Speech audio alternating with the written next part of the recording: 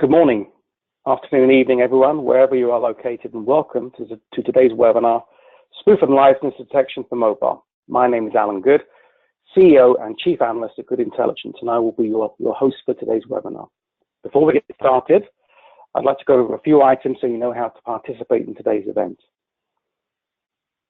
You'll have the opportunity to submit text questions by typing your questions into the questions pane of the control panel. You may send in your questions at any time during the presentation. We will collect these and address them during the Q&A session at the end of today's presentation.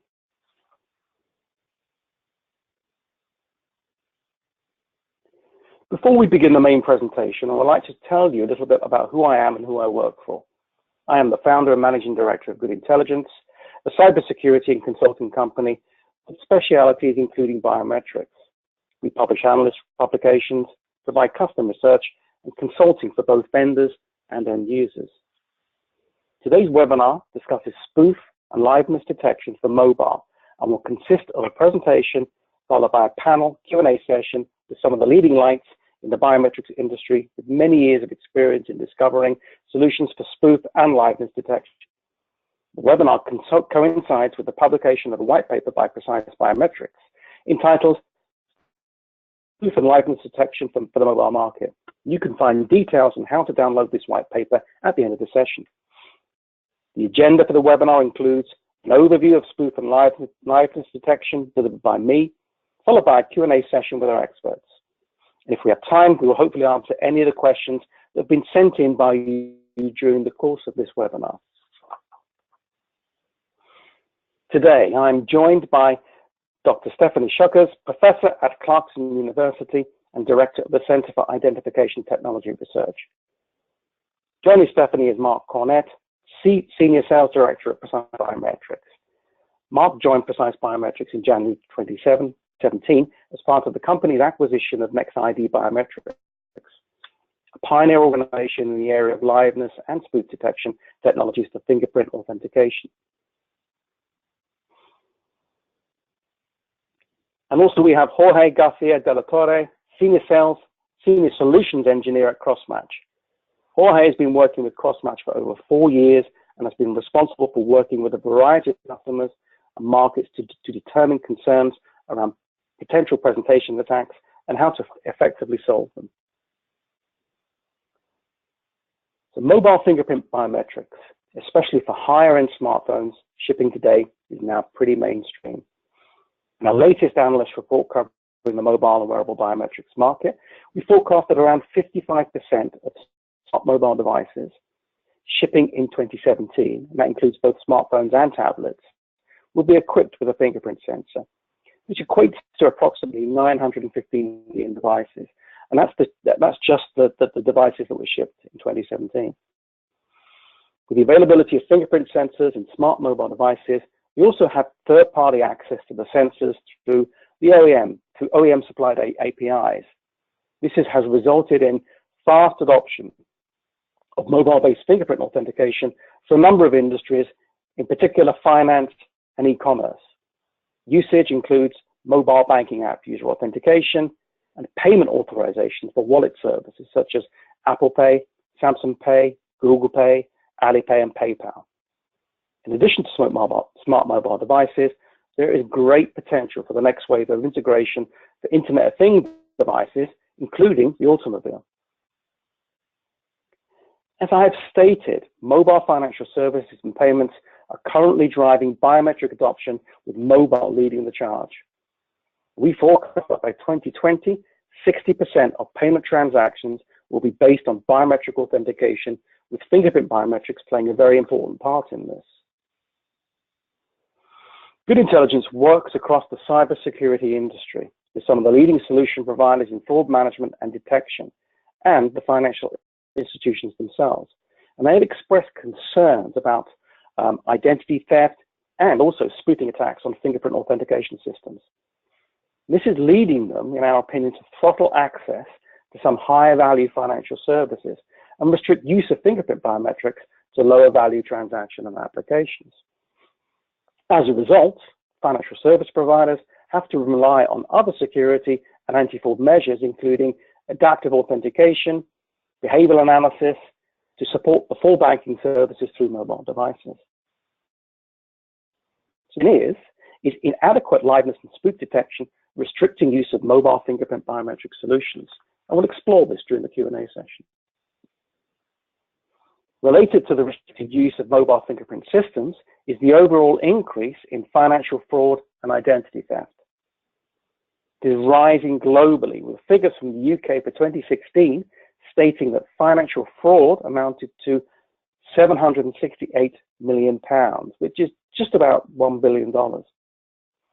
Card-not-present fraud, in particular, is troubling the financial community.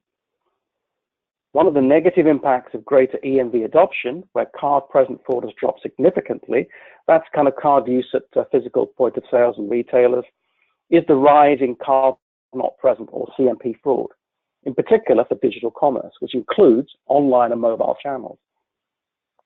It has been calculated that CNP fraud amounts to $5 billion for US, UK, Canada, and Australia combined. In addition to rising levels of financial fraud, we're seeing identity theft at an all-time high. 6% of US adults were victims of identity theft in 2016, resulting in $16 billion worth of fraud. Losses with the Equifax breach announced this year, these figures are only going to go up. Let us now turn to briefly look at the actual threat of spoofing. All fingerprint sensors that lack liveness detection are vulnerable to spoofing. Fake fingerprints can be created and used to fool most mobile fingerprint sensors. I'm sure that most of this audience has seen at least one YouTube video of a smartphone fingerprint sensor being spoofed, and a survey which by Biometrics says that 92% of professionals regard liveness detection as a priority. So what can be done?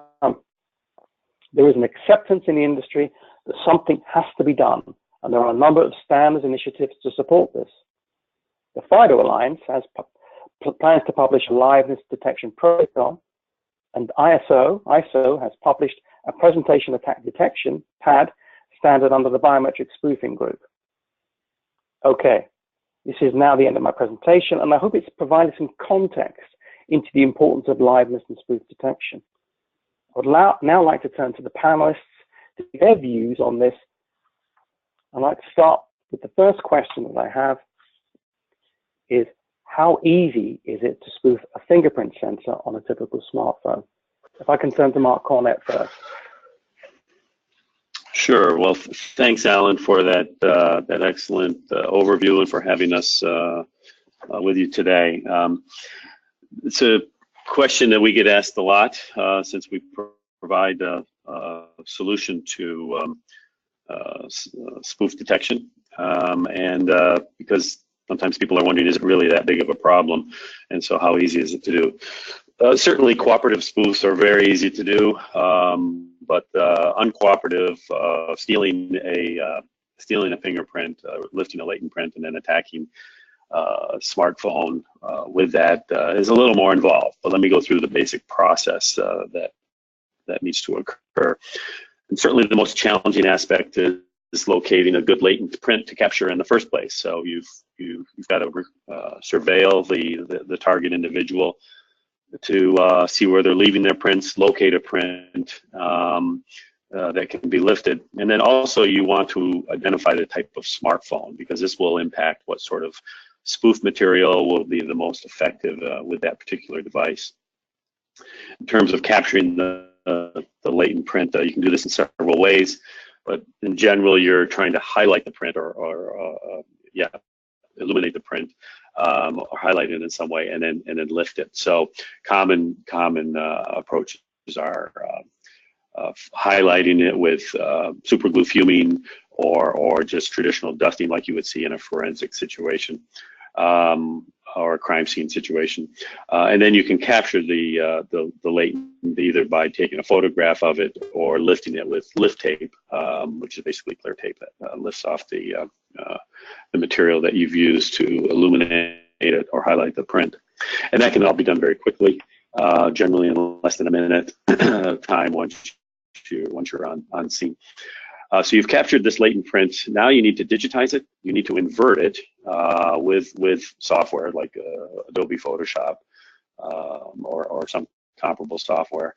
And then you need to create a mold. And the easiest way to do this is just print out that digitized inverted print onto acetate, clear acetate. And the actual ink on the acetate, the printer ink, can act as a mold, enough of a mold, and then you can smear the spoof material over that acetate mold. There are other mold making approaches. You can etch PCB boards that you can buy at electronics store, or you can get very sophisticated and use a 3D printer to do so. But regardless, you have a mold now, and you need to then create a spoof using the material that is effective with the target phone. Materials are easy to identify and acquire and prepare. You can Google a variety of recipes for making fingerprints spoofs, and then knowing and then having your own or having the target smartphone itself, you can test out the different materials and prepare a spoof that is effective. And then the final part, of course, of the attack is to acquire the target user's phone and then execute the spoof authentication. So it's not trivial, but it's not rocket science or mission impossible either. No, that's interesting. And does that chime with you, Stephanie?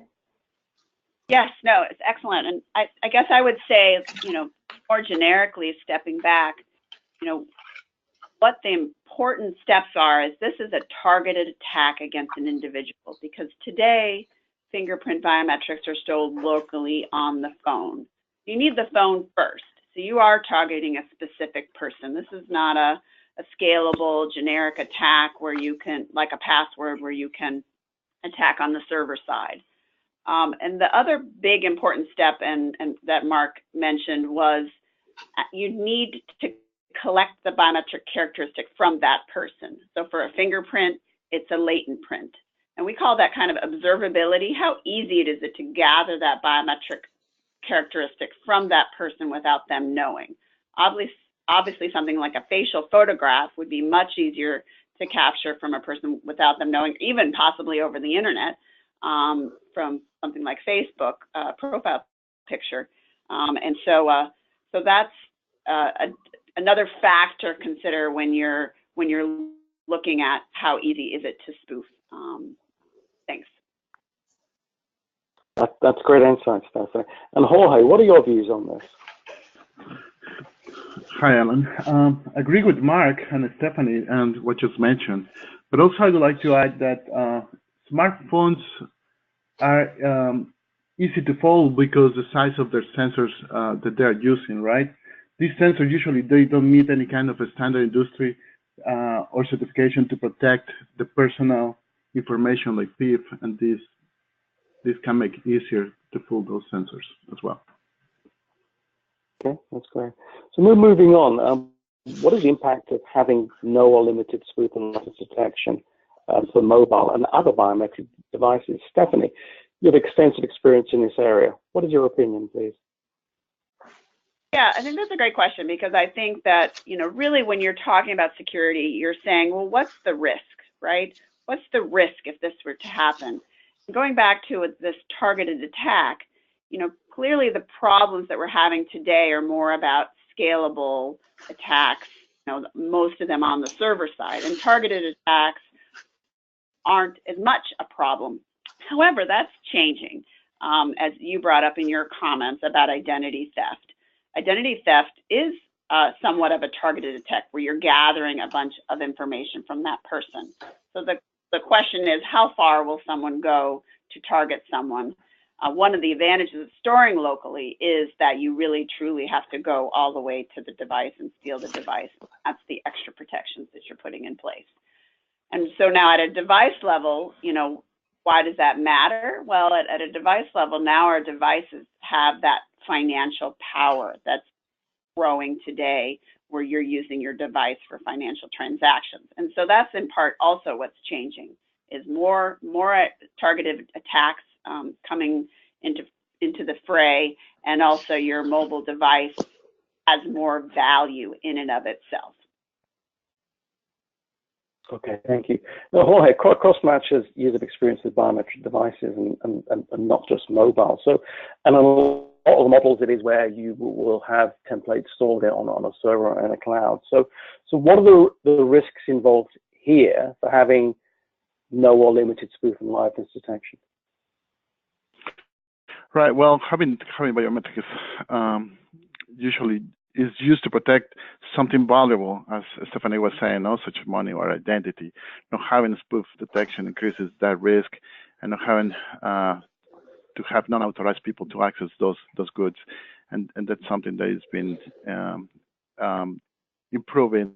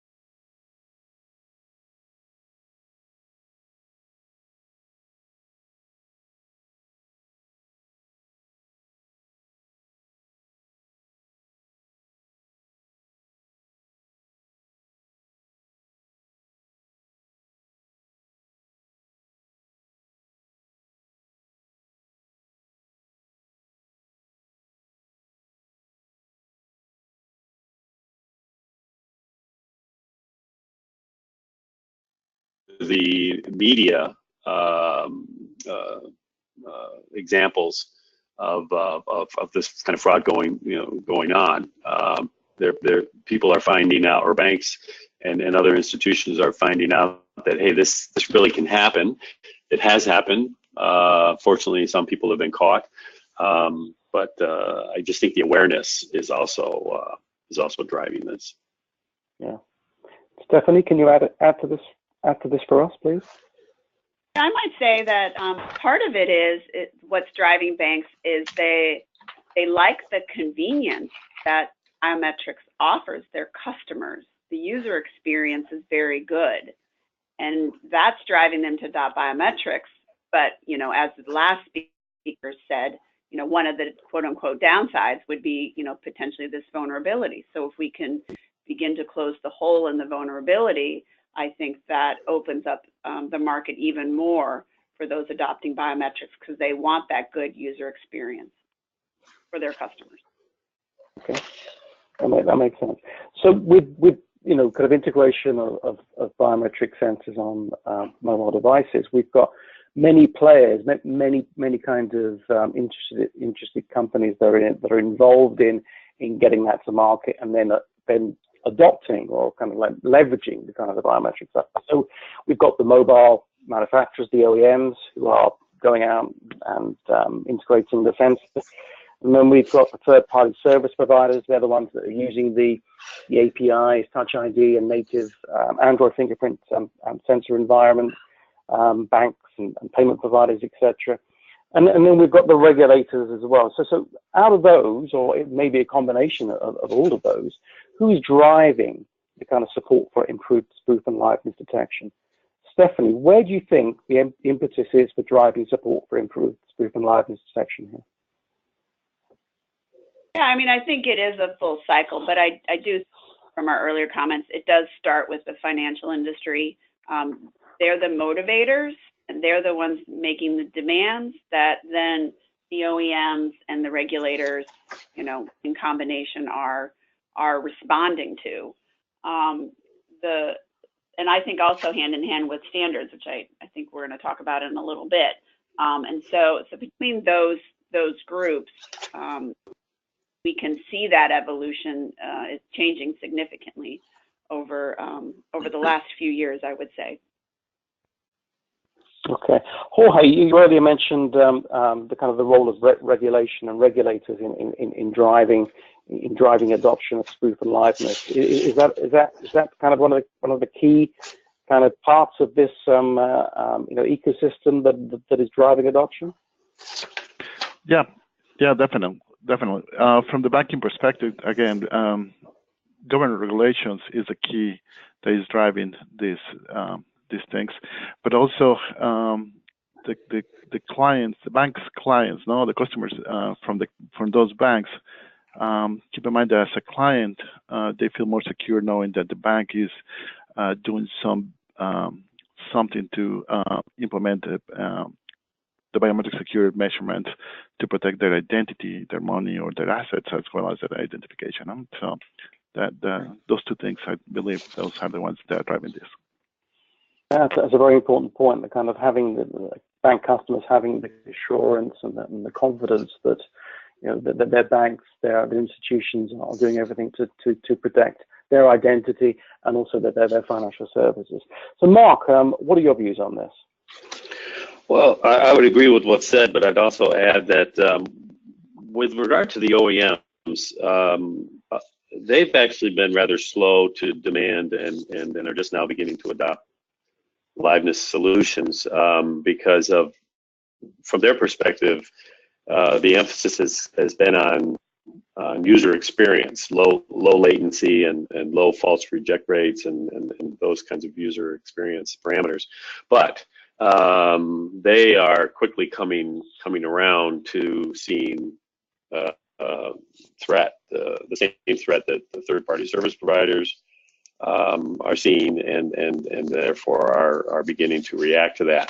And I'd also add, with regard to the regulations, some of that is government-sponsored, government-initiated, and beyond Latin and South America that I know Jorge is involved in.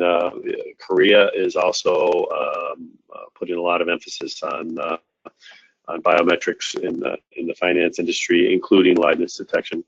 And then, and not so much regulatory, but some of the industry initiatives like FIDO and Microsoft's efforts to improve the use of biometrics through liveness detection is also very telling.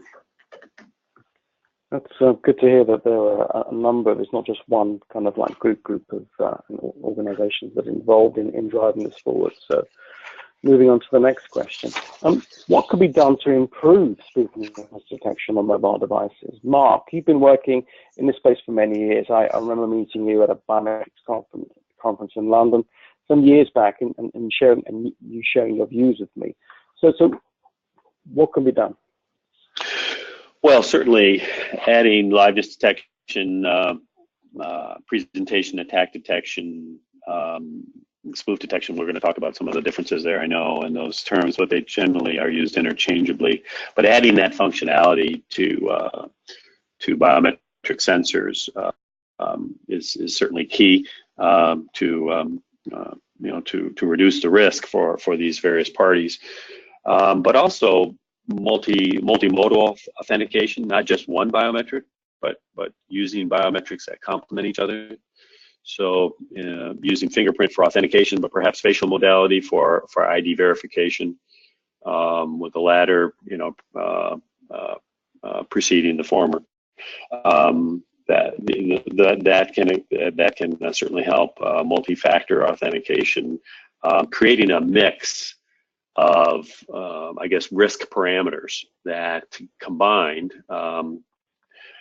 better ensures that the person conducting the transaction is authentic, the authentic person that is authorized to do so. But at the same time, these additional factors, these liveness detection itself, they can impact user experience. I mean, it takes more effort to accommodate these checks, and so I think in some cases the user experience it may be necessary to somewhat relax the user experience parameters so that we can build in adequate detection and spoof mitigation. And then there are changes in technology that are coming along certainly in fingerprint sensors, and I think in other modalities as well, that will provide inherently better spoof mitigation just because of the better technology. For example, in the fingerprint area and mobile, the sensors are going under display and following that probably in display. This will allow larger area sensors, which gives better data, better accuracy, and helps with mitigating spoof attacks. Okay. So that's a lot of activity. That's a lot can be done. So, Stephanie, what is the latest advice from academia on this? And please share your work with the technology standards groups that you are involved with.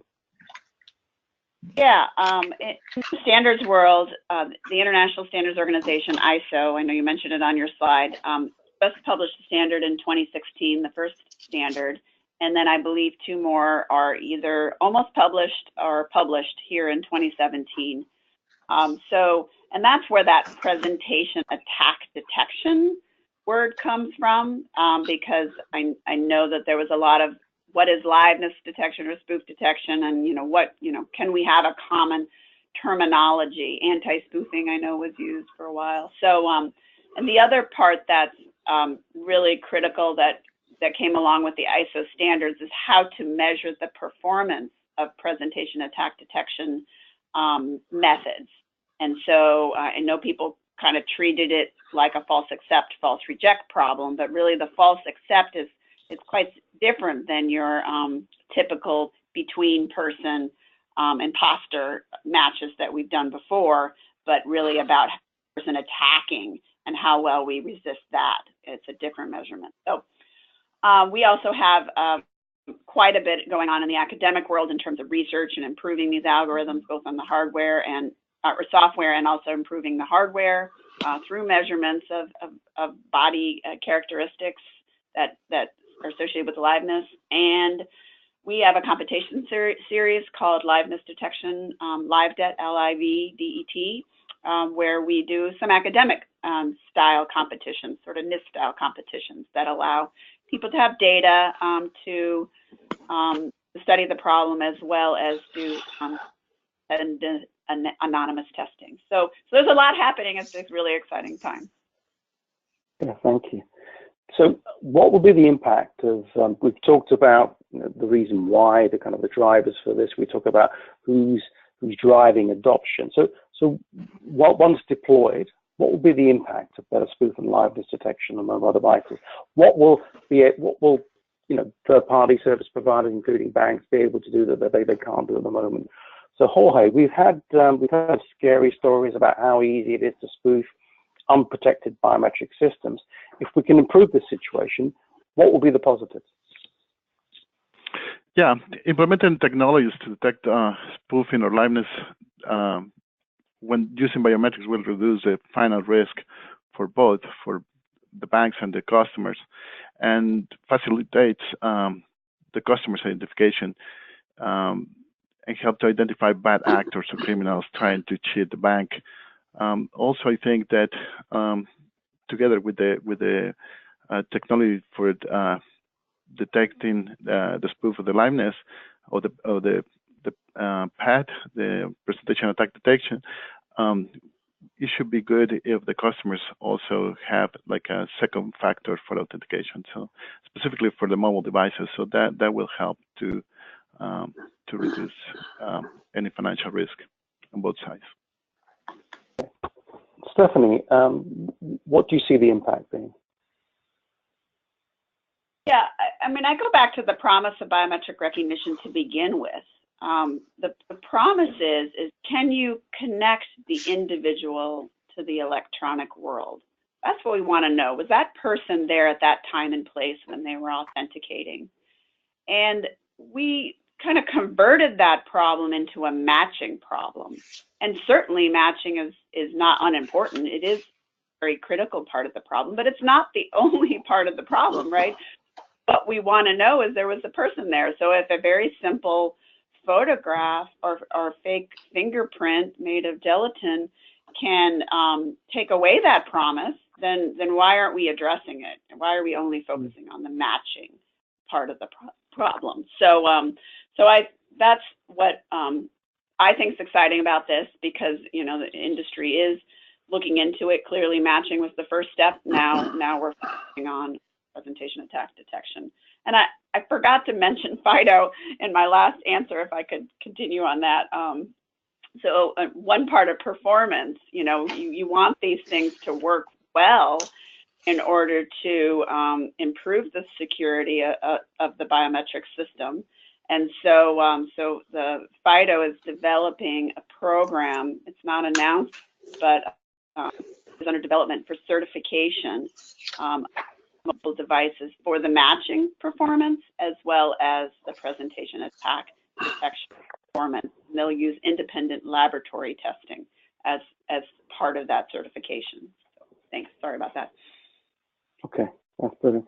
So is what Jorge and Stephanie have said, is that something you can concur with, Mark?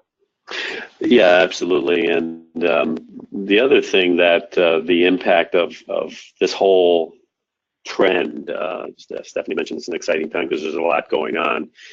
And from our perspective, one of the nice things that's coming out of this, besides the lower risk for service providers and OEMs and consumers and the whole expansion of mobile commerce, is that as a provider of anti-spoof solutions, what we're excited about is that there are actually measurable performance benchmarks, so that today, without those, providers can raise their hand and say, yes, we have spoof detection.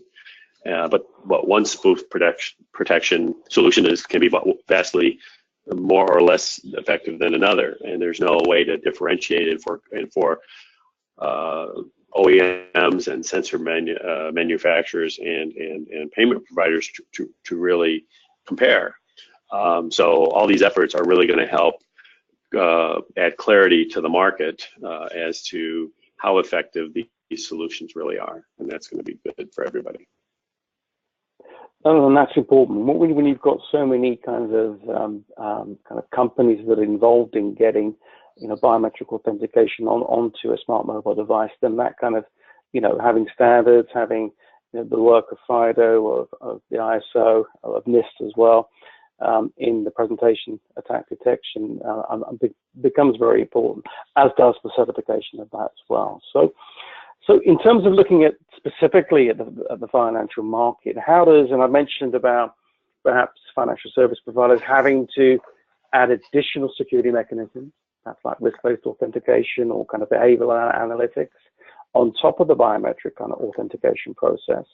So, and that resulting in perhaps throttling of banking services. I know I get frustrated because there is differences when I go online and I'm authenticating in a similar way, perhaps even with knowledge-based authentication, which has proved to be prone to vulnerabilities and attacks. So I get frustrated when I can do less on my mobile phone than I can do online. So how does spoof and liveness detection enhance security for financial institutions?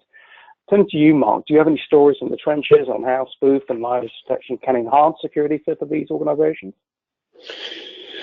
Well, sure. The outcome is a reduction of fraud for that industry segment, which will lower the cost. And as Stephanie, I think, and Jorge pointed out earlier, that the consumers' trust in using the mobile device for payments and other financial transactions goes way up, and so those sensational news items about people using their deceased partner's digit for authenticating on an ATM, and groups of professionals getting together to make cooperative spoofs to log into their time and attendance terminals, and all those those sensational stories.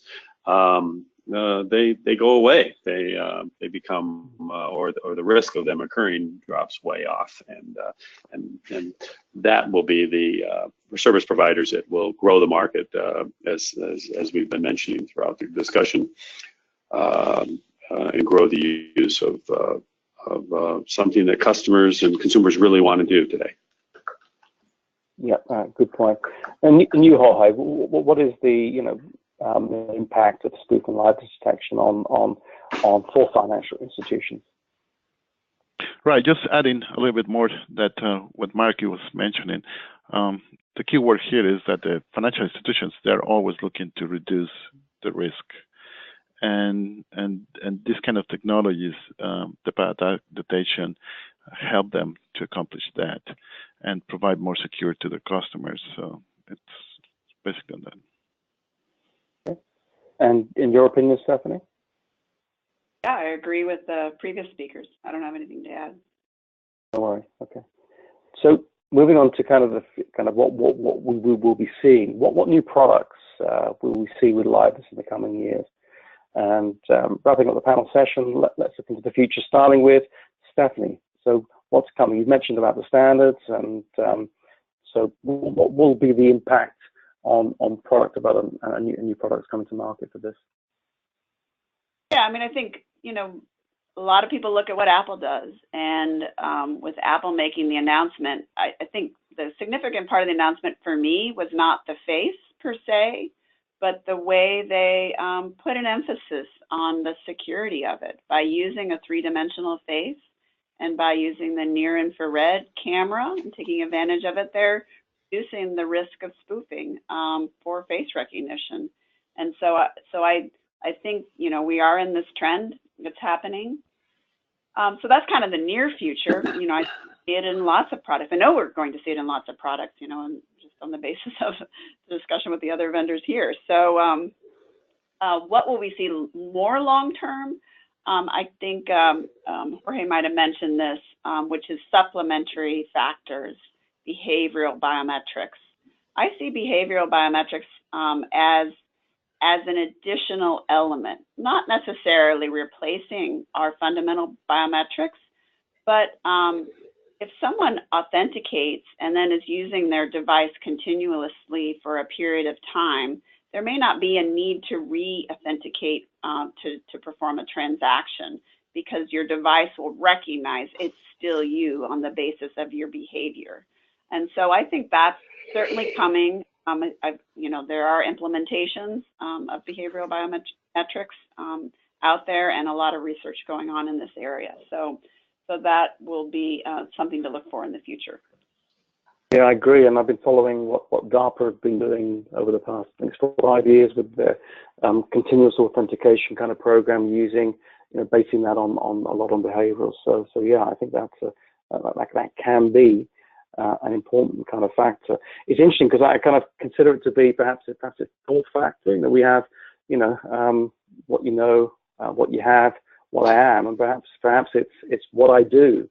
Perhaps that's a kind of a new factor coming into play here. So can you share any future developments from Crossmatch, Jorge?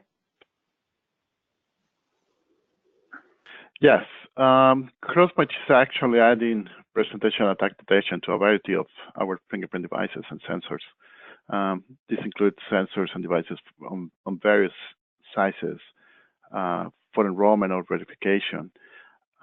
We also have developed an application, as Stephanie was saying, for based on behavior analytics. Our data persona composite authentication includes that part of the behavior analytics where we can figure out when the person is doing a transaction, how he's doing, and different patterns on the way that they usually do stuff. And this is increasingly, we have seen this type of requirements more common from our customers, specifically on the banking industry and the government industry. Okay. Very exciting times. So Mark, so how's it going with working at Precise and bringing your products and expertise from NextID Biometrics? And what's the roadmap looking like? Well, it's been great, and it's a very exciting time for all of us at Precise. And in terms of liveness, it's happening now today at Precise with our BioLive product, which is a combination of spoof detection and matching functions into one product, which we're excited about because it's obviously unique in the market, and it improves or enhances the overall biometric performance with less impact on user experience. In the past, when we sell our solution to another, to a sensor manufacturer, we're adding on to the user experience, the liveness detection. And so by combining the two, matching and liveness, we're enhancing both functionalities, but with less impact on the user.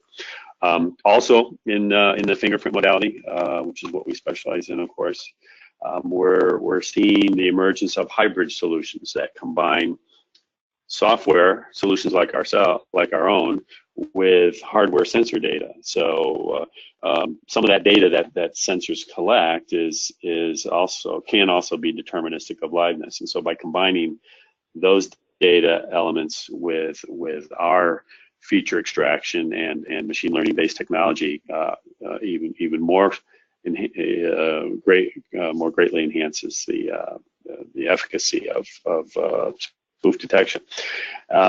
We also see, as I mentioned, I think earlier in the discussion today, multi-factor and multimodal solutions where we will partner up with other modalities, as Stephanie made, to supplement each other's role in the overall ID verification and authentication process.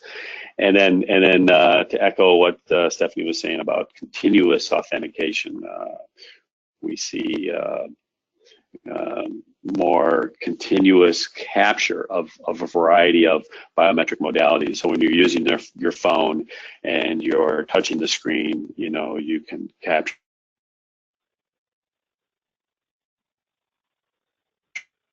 when you're talking to it. There's obviously the voice biometric, or when you're talking to someone on it, and of course selfies or occasional snapshots of the face. So and where you are, where you're located, what you're doing, how you're doing it, your swipe motions, all those parameters can be monitored and then used to create a risk profile real time, and we think that's coming, and that's going to make things really effective. Okay, now that's exciting times for the biometrics market. Obviously it's here to stay now. It's being used in a lot of applications, and I think with we're going to see greater maturing of the products and the services, making it faster, better, easier to use, and obviously kind of detecting those issues with the liveness and spoofing. So thank you to my presenters. What I'm going to do now is we're going to now begin answering the questions that have been submitted during today's presentation. I've been watching them come through. There's quite a lot to get through, and we'll see if we can get through as much as we can. So the first question, I'll offer this out to any panel members to answer. What can software do for spoof and liveness detection on a mobile device? So let me take a stab at that. So the way software-based liveness detection works on any biometric sensor is it extracts features from the biometric. In our case, in the fingerprint case, we extract features from the image. And what we're looking for through that feature extraction is to identify specific feature elements or image characteristics that we know from our research are deterministic of spoof. If you think back to the spoof process I laid out in the beginning of the conversation, you got to lift a print, you've got to make a mold, you've got to make a spoof, and each of these steps introduces imperfections into the image that you won't see from the naked eye or even under a magnification of the image, but by extracting those features and then applying machine learning technology, you can utilize those features that are deterministic of liveness, and that's one way that software can work with a mobile device to detect spoofs. And then there are hardware-based solutions as well, where you can look for liveness, such as blood flow and pulse rate and things like that with some of the technologies. Okay, that makes a lot of sense. And anyone else want to add to that?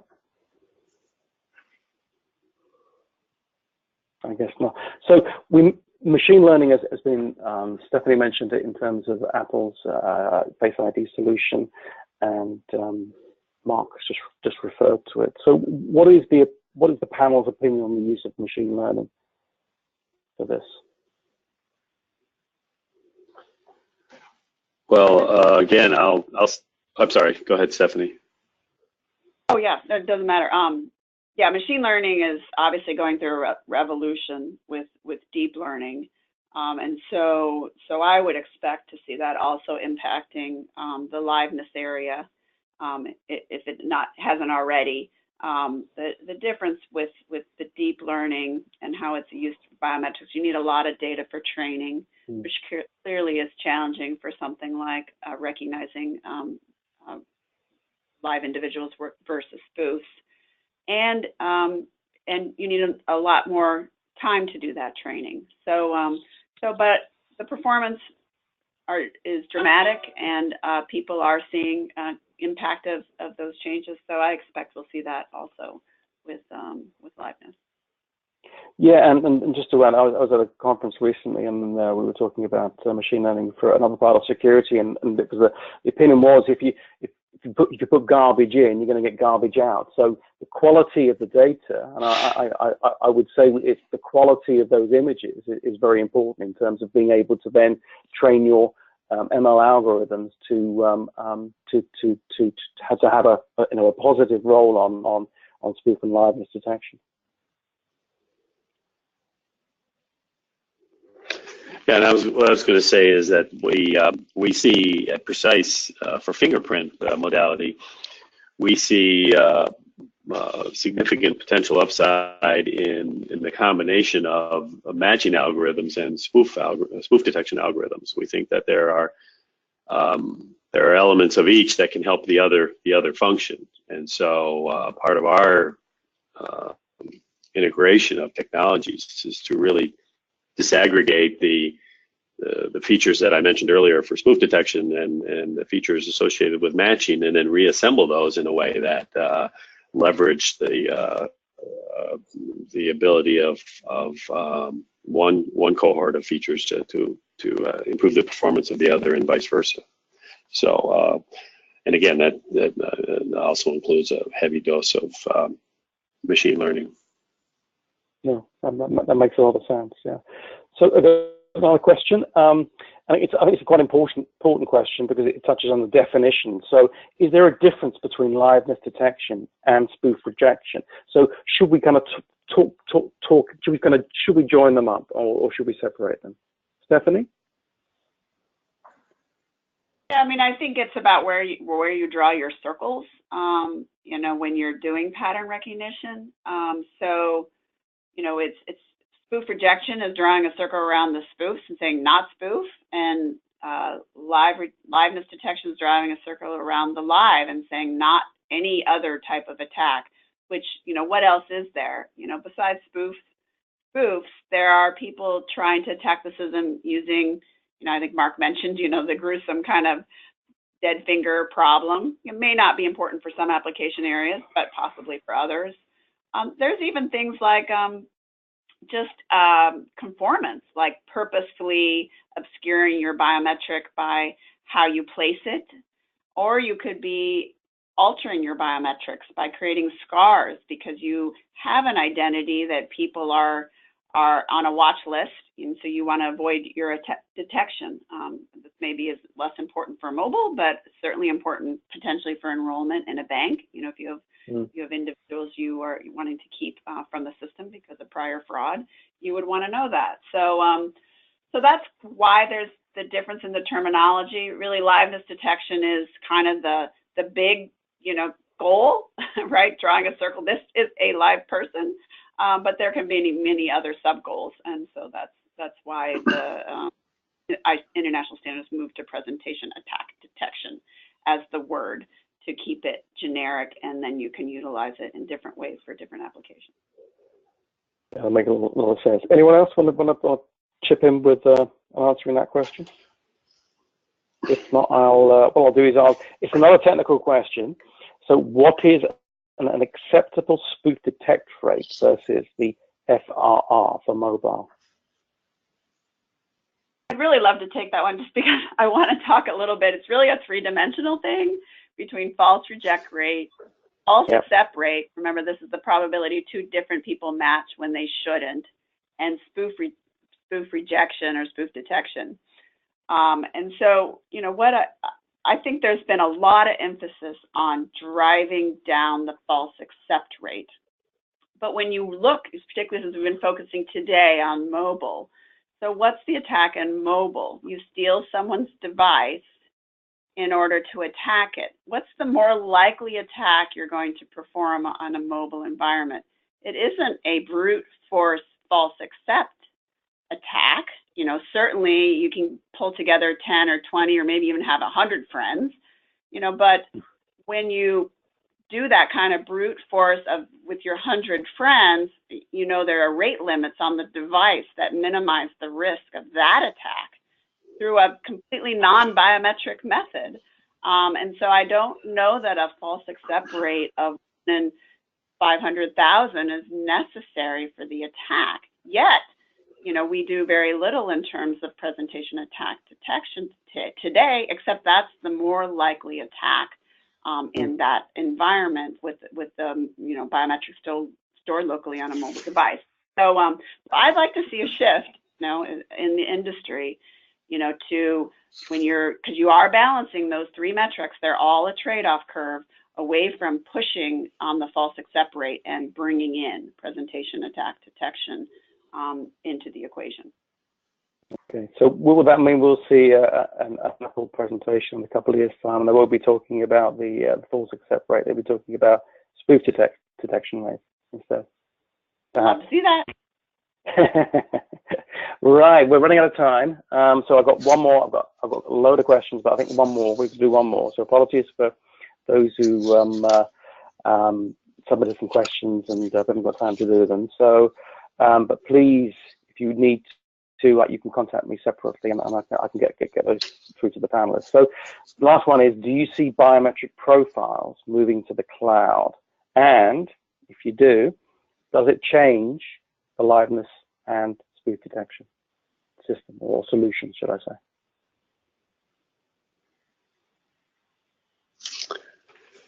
Well, it's certainly a debate, a big debate in the industry still. There are pros and cons, and I think that I think though that as we go forward, more and more people are sort of hitching their wagons to the, if that's the right metaphor, to the FIDO effort, and staying mostly focused on the device in terms of the method of authentication. as opposed to cloud. Now, but again, I think there's still a lot of debate to be had on that. Yeah. And I might just add, I don't think they can't complement each other. What is the advantage of cloud? The cloud has the advantage, particularly for the enrollment stage and for the account recovery stage. But you have to be careful because of all the reasons we talked about. Of course, if you use knowledge-based, you know, there are a lot of databases that you can use to gather the knowledge base. You know, potentially there will also be biometric databases. We certainly know that fingerprints has been stolen from different databases. So that's why I think you want to take more time in those steps, and you are allowed more time in those steps. People understand that. And so that way, then you move to the FIDO type model for your local many times a day types of authentications where you can have that, you know, security and comfort associated with those many, many transactions. So that's kind of my view of that, cloud versus local. Okay. Right, we're run out of time now. So thank you for everyone who's attended this webinar. I would like to thank my panel guest, Dr. Stephanie Schuckers, Mark Cornett, and Jorge Garcia-Dela Torre. Thank you, and thank you everyone for attending today's webinar, Liveness Spoof Detection for Mobile. This webinar will be available to view as a recording, and the associated white paper from Precise Biometrics is available to download from their website. So on behalf of Goode Intelligence, Precise Biometrics, and Crossmatch, thank you for joining us today, and have a great rest of your day.